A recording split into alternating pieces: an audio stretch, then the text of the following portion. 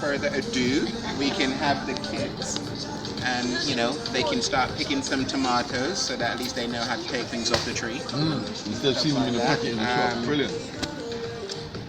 We'll probably pick a couple peppers, but I'm not sure because they're changing tonight, the yellows and the reds. I don't really want to take them off the tree yet, but I'm a bit like, if we should, but I think I might leave them on the tree for a little bit longer. But we'll get the pumpkins rolled out and stuff. We'll check them, but I think we have 2 there that are ready to come off. This is Sandy from Kennington Park Road.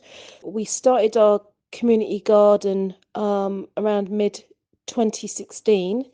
There's 11 households on the block, about 5 active households that participate in the TRA and the communal gardening. My 11-year-old daughter takes part, one of the residents' 8-year-old daughters and a 3-year-old boy as well. So it can be quite fun actually when we're all out in the garden. We don't have a gardening committee because we are so small.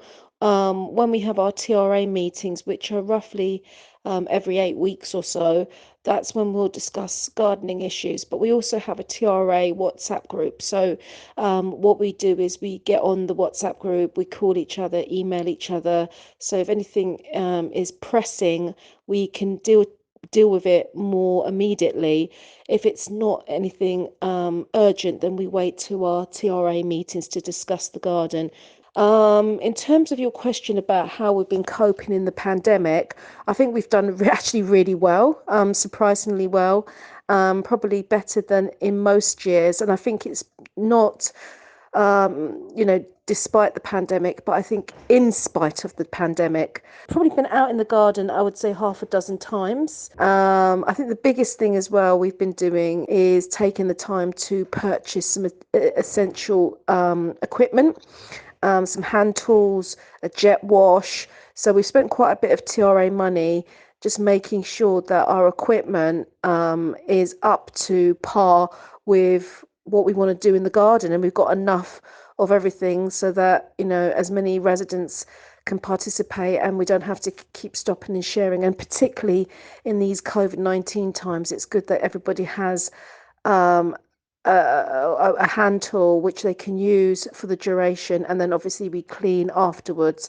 Oh, and on that point as well, we're really lucky to have an outdoor tap, a water tap where we plug our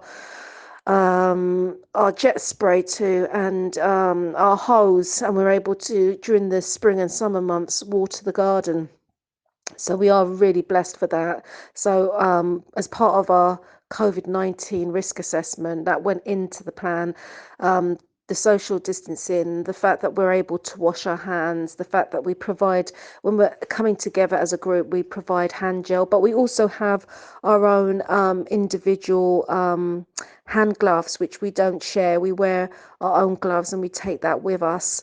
And we all wear our masks as well, and we all try to keep distant from each other. We've been fortunate enough to have some events this year. We've sort of had to juggle them around lockdown, and also even when lockdown has been happening, just being very strategic about how we carry those things out. So for instance, in June we had the big lunch 2020 in the garden, and so we normally what we'd do is we would share food. So we didn't share any food, we literally bought our own food. We went into the garden and we socially distanced, but we were able to spend time together, but from a distance. So we did bingo, where everybody had their own cards and call out numbers. We did like a general knowledge quiz as well. And then September, October, we've had Good Gym come in. They've come in at least 3 times so far. And they've helped us with the weeding, they've helped us with leaf collecting and putting it into our compost. We haven't applied for funding this year, but we'll look into that next year. We have a little bit of space in the front of the block as you enter through our iron gates. So it's a little bit of lawn either side. And we have a few shrubs there, and they haven't done particularly well.